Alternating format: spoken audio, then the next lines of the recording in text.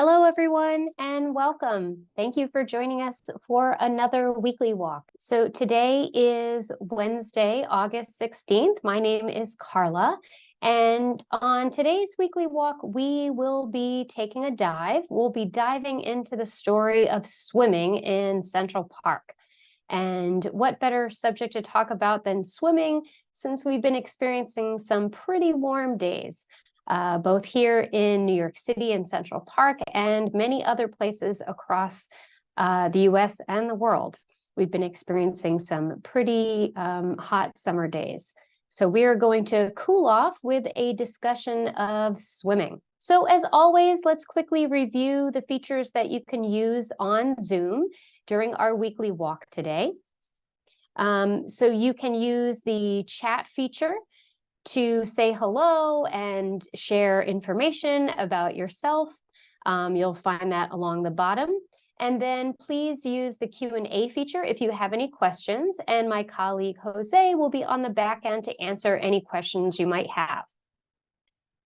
And just a reminder that if the chat is bothering you a bit, there is a little caret or arrow that you should see next to chat, and you can choose to uncheck to show chat previews so that the previews don't pop up. You'll just see a little red number. And as always, you can also use the closed captioning feature if that helps during the weekly walk. And of course, as always, our mission here at the Central Park Conservancy is to preserve and celebrate Central Park as a sanctuary from the pace and pressures of city life, enhancing the enjoyment and well-being of all. And so I hope we get a chance to do that with you today. Now, we are going to be starting our walk today in the north end of the park, at the northeast corner. And we are going to make our way in the northeast corner and make our way just a bit around the Harlem Meer. And even though we can't take a swim in it, and take a little peek at some of the construction that is happening in what was the Lasker Rink and Pool. And then we'll finish off with a quick little visit to one of the wildflower meadows, because that area is always changing and I like to check in and see what's blooming. So we'll enter the park here at Pioneers Gate at the northeast corner. And things are looking a little bit cloudy as we start here. But it does look like the clouds are starting to clear and the sun is coming out. Now, as we approach the Harlem Meer, it looks like a perfect swimming day, but we are actually going to leave the swimming to the wildlife today, and we're not going to take a dip ourselves. It's fine for the Canada goose here to kind of head out and take a swim into the Harlem Meer, but it really wouldn't probably be ideal for us to swim in the Harlem Meer. But just looking out at this large water body and thinking about all the water bodies in Central Park, it did make me wonder, what was the history of swimming in Central Park, since we appear to have all these lakes and ponds and meres? Why, when were people possibly swimming in these water bodies? And did we plan for people to swim in these water bodies? We know that they were almost immediately really popular for boating and ice skating, and even today, fishing. But what about swimming? It doesn't seem like there was a whole lot of information available about swimming. And I wondered why that was. And it turns out that in the 19th century, when Central Park was first designed and first opened, many folks, especially in New York City, did not know how to swim. So swimming wasn't exactly the same focus as perhaps it might be today in terms of a form of recreation.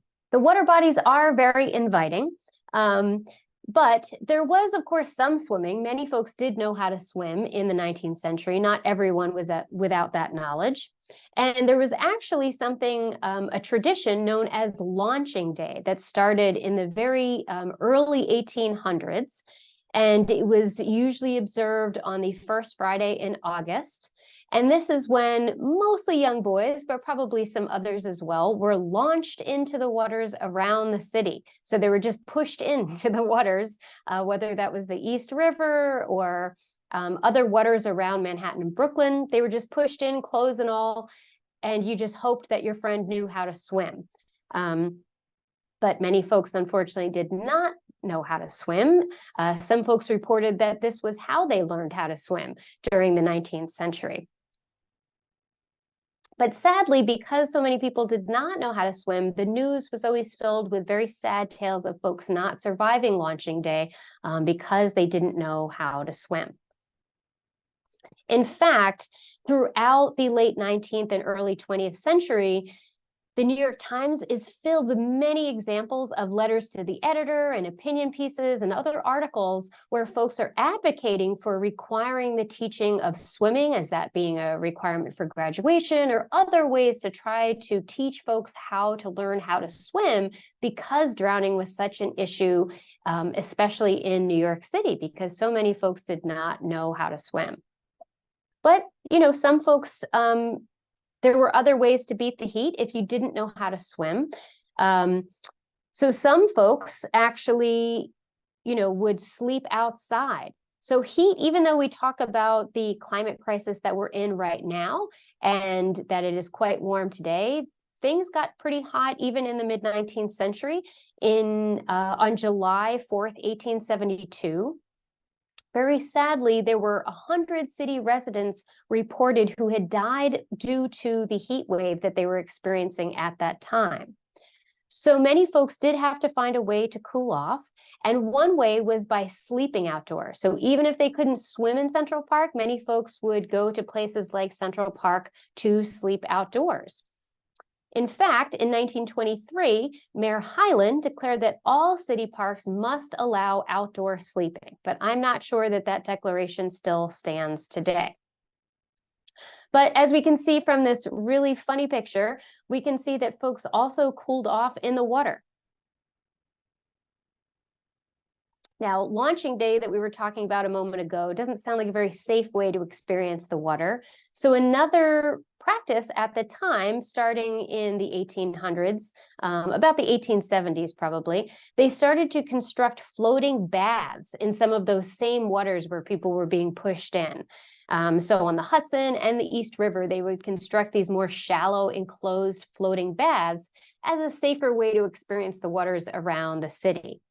But these were mostly closed by the 1940s due to the deteriorating condition of our local waterways. But what about swimming in Central Park itself? Well, we can see here that it certainly was a practice. This is dating from 1910, but swimming started even before that. But it doesn't appear that swimming was really as popular or planned for as some of those other water activities we were talking about, like fishing, ice skating, and boating especially. Probably mostly due to the fact that so many folks did not know how to swim. But the earliest case I could find of folks swimming in Central Park dates back to 1881, when a man was seen divesting himself of his clothes and then diving into the lake and swimming around for several minutes until he was taken into police custody, which I want to say at the top is also, it's still not okay to swim in Central Park. So I'm not encouraging or suggesting that you do that. Then a few years later in 1892, a man was fined just $10, although that was a lot more money back then. He was fined for swimming in the park, although the judge, once he was taken into custody, the judge who heard this gentleman's case agreed that the gentleman did need a bathing quite badly. So he agreed he needed some access to water, but perhaps he shouldn't have been bathing in Central Park's waters.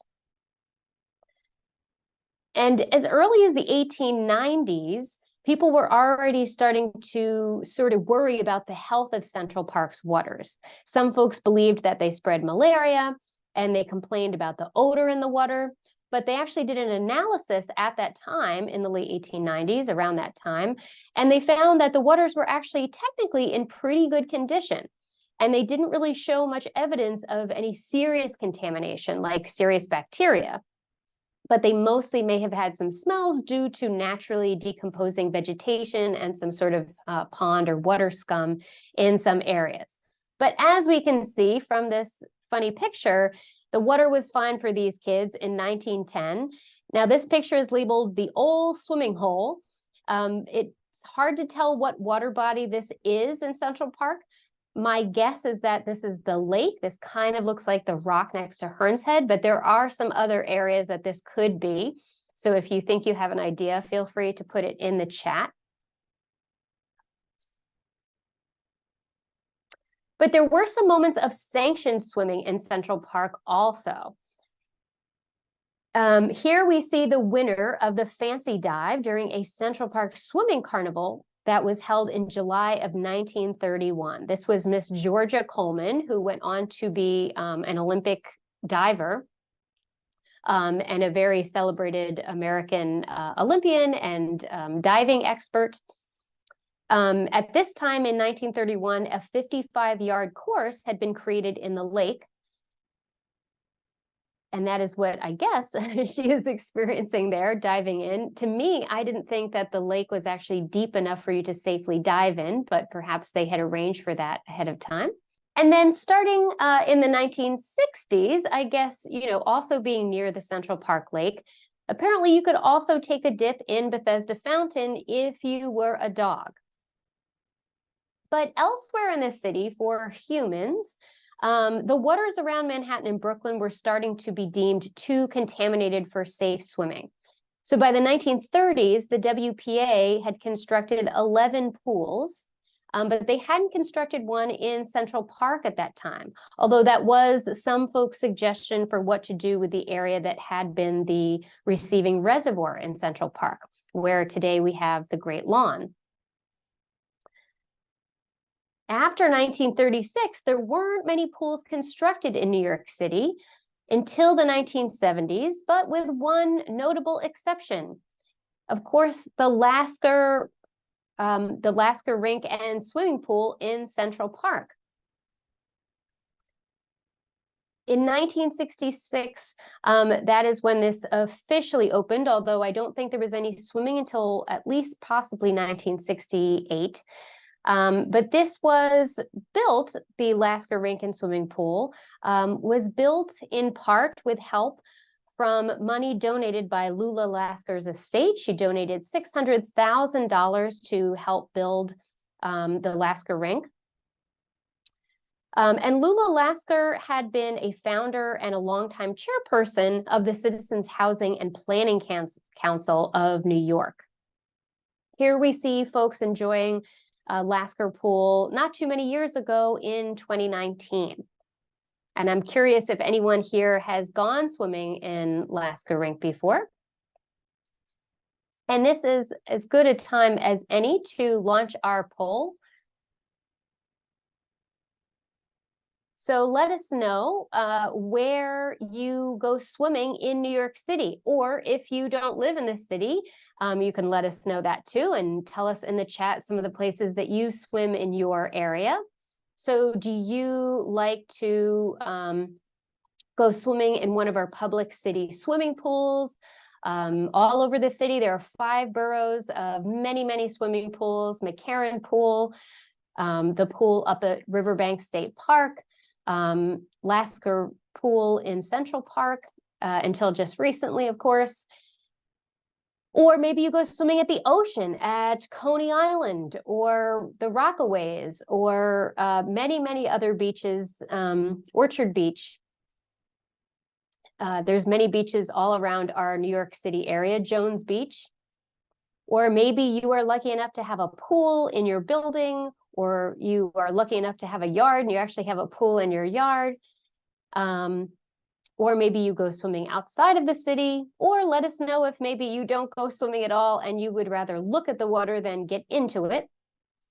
Or something else you have to say about swimming, go ahead and let us know in the chat. Now, as many of you are aware, there are big changes coming to the swimming scene in Central Park. So we're going to continue to make our way around the Mere and take a sneak peek of what is happening with all the construction. Now, humans, of course, aren't the only ones who enjoy the water. Some plants do, and the Mere is surrounded with water-loving plants. One of those is this beautiful swamp milkweed, and this is related to those other milkweeds that we talk about being so important to supporting many of our pollinators, but especially our monarch butterflies. And here we can see a different, very tiny pollinator visiting this swamp milkweed who enjoys the water. You can tell from its namesake, of course. And continuing to make our way around the Mere, there are other ways, of course, to stay cool, such as under the shade of some of the very large old trees that grow around the Mere.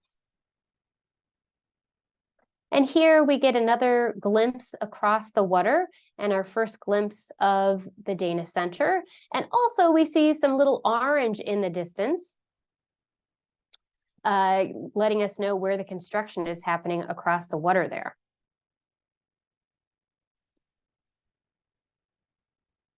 Now, this sandy area here could be called the Harlem Mere Beach, but it's not really a beach for anyone except these geese. It's more of a boat launching area when necessary. So we're going to leave the swimming to the geese and not lay out in this sand here.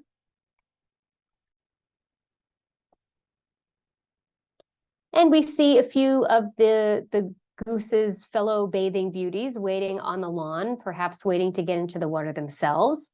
And then in the distance, we see something else happening there.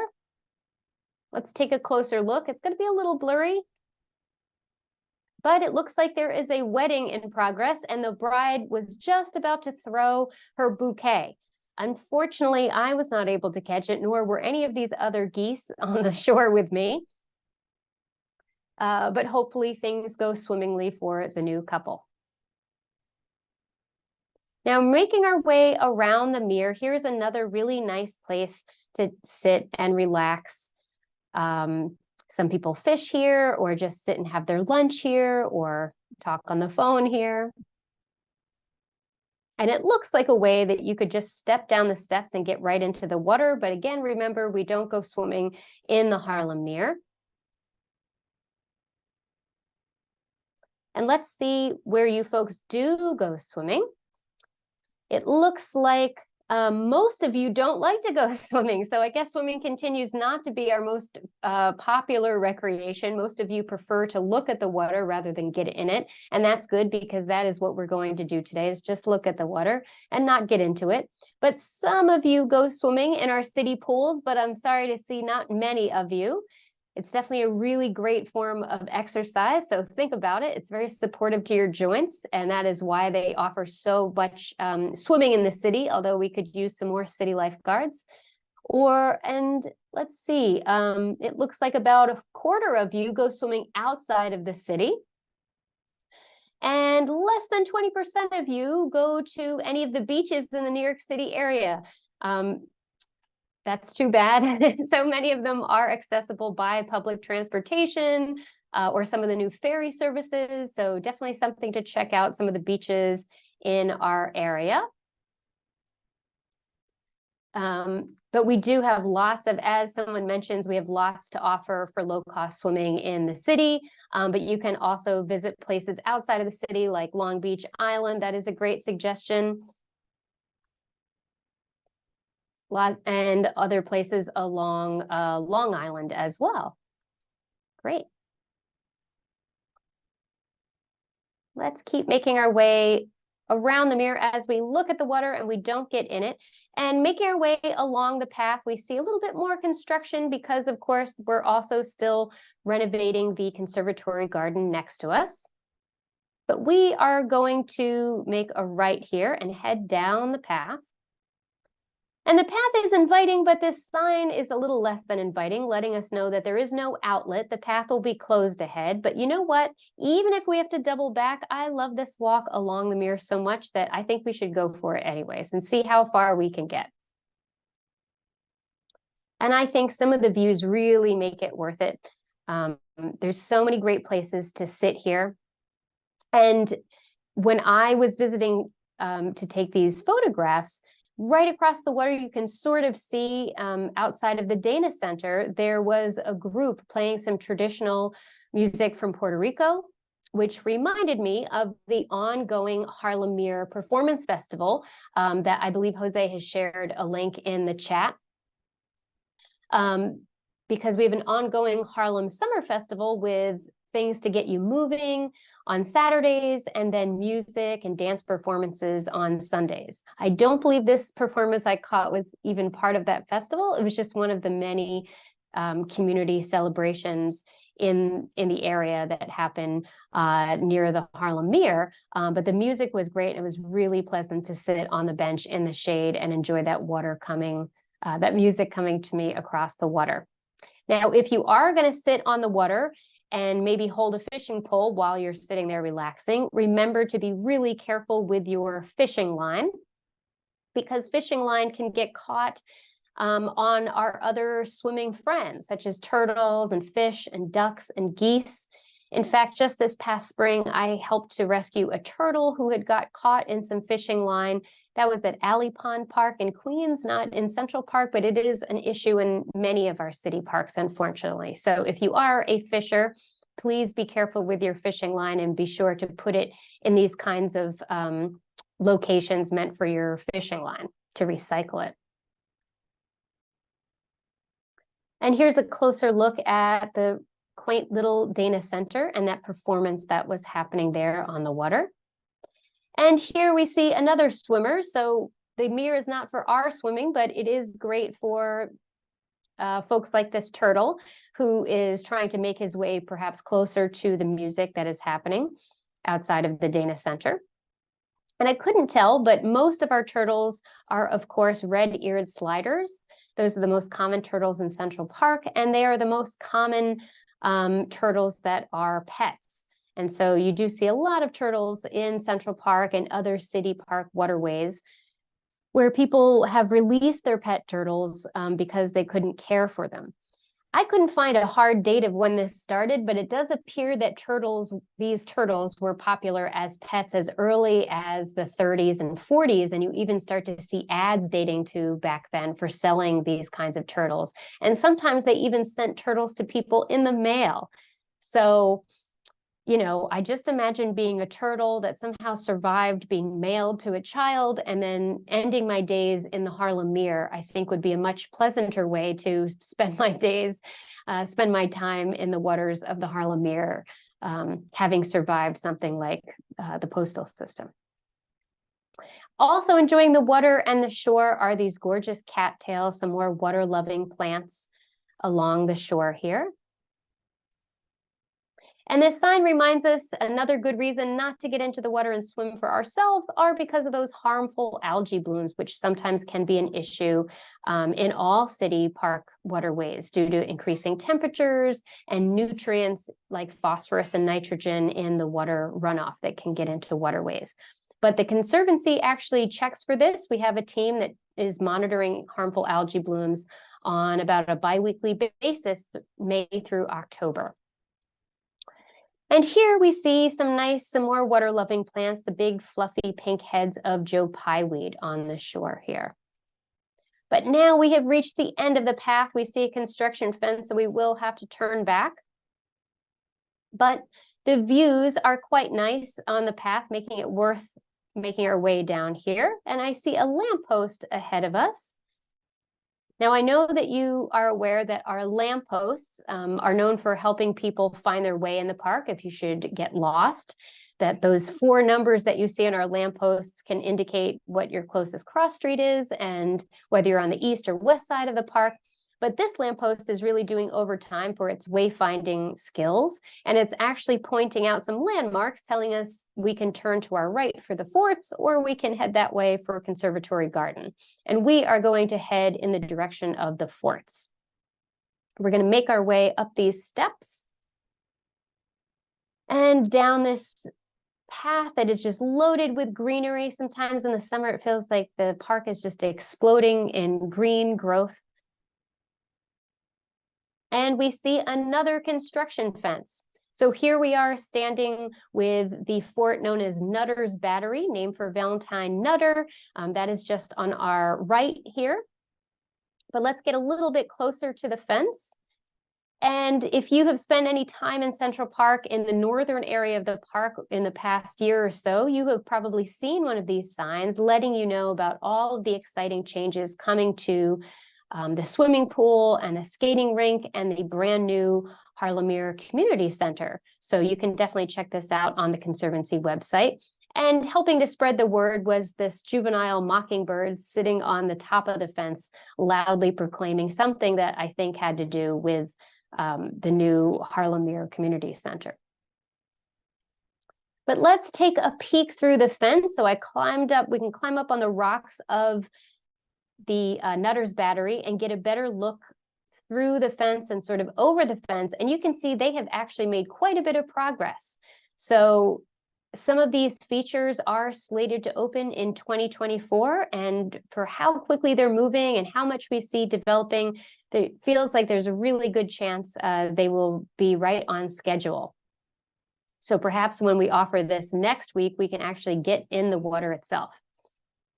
But before we wrap up our walk, we're going to take one last taken a few more sites in the park, some more summer sites. So we'll make our way up the walk towards the mount.